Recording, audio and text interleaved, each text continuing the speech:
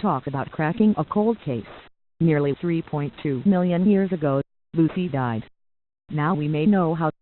Lucy, the iconic human cousin whose skeleton was discovered in Ethiopia in 1974, died shortly after she fell out of a tree, according to a new study published Monday in the peer-reviewed British journal Nature. More than 4 decades after her discovery, Lucy remains one of oldest, best and most complete skeletons of any adult, erect walking hominid, according to John Kappelman, an anthropologist at the University of Texas and the lead author of the study. The hominid is a member of the evolutionary family that includes great apes, such as gorillas, chimps, and orangutans, humans, and their ancestors, some of which are extinct. Lucy, an example of the oldest known hominid, Australopithecus afarensis, died at roughly 15 years old in present-day Ethiopia. A small creature, about 3 feet 6 inches tall and only 60 pounds, she probably spent nights in a tree to avoid bigger, potentially dangerous predators, Kappelman said. Scientists dubbed her Lucy from the Beatles' song Lucy in the Sky with Diamonds, which was played at the archaeological camp the night of her discovery, according to Arizona State University ASU's Institute of Human Origins. Professor John Kappelman studies Lucy's farm bones in the National Museum in Addis Ababa, Ethiopia. Photo: Sissa Janet Mattox using a high-resolution, high-energy CT scan of her fossils taken while Lucy was on loan temporarily from Ethiopia to the U.S. for a traveling exhibition in 2007 and 2008.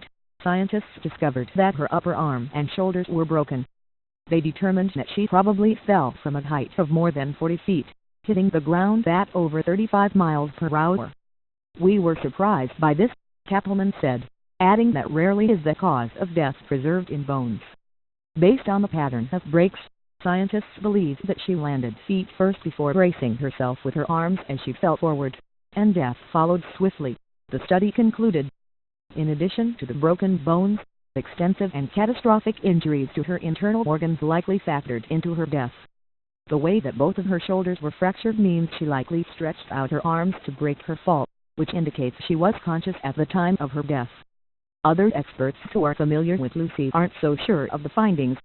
"I think the methodology falls short of providing a realistic explanation for the majority of breaks in Lucy's bones," said paleoanthropologist William Kimball of ASU's Institute of Human Origins. "We see this kind of damage frequently in a wide variety of animals that did not fall from trees," he said.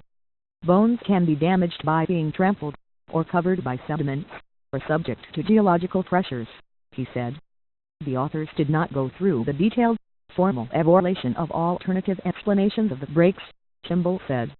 Otherwise, Kappelman said the discovery supports the theory that our ancestors lived partly in trees, which has long been debated by scientists who study human evolution. Kappelman said it's likely that the species lived partly in trees, known as arborealism, and partly on the ground. It is therefore ironic that her death can be attributed to injuries resulting from a fall, probably out of a tall tree, thus offering unusual evidence for the presence of arborealism in this species, the study said. According to the study, the adaptations that allowed the species to get around on the ground may have compromised its ability to climb trees safely and efficiently, perhaps making them more likely to fall.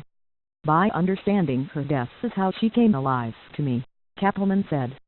Lucy was no longer simply a box of bones but in death became a real individual, a small, broken body lying helpless at the bottom of a tree.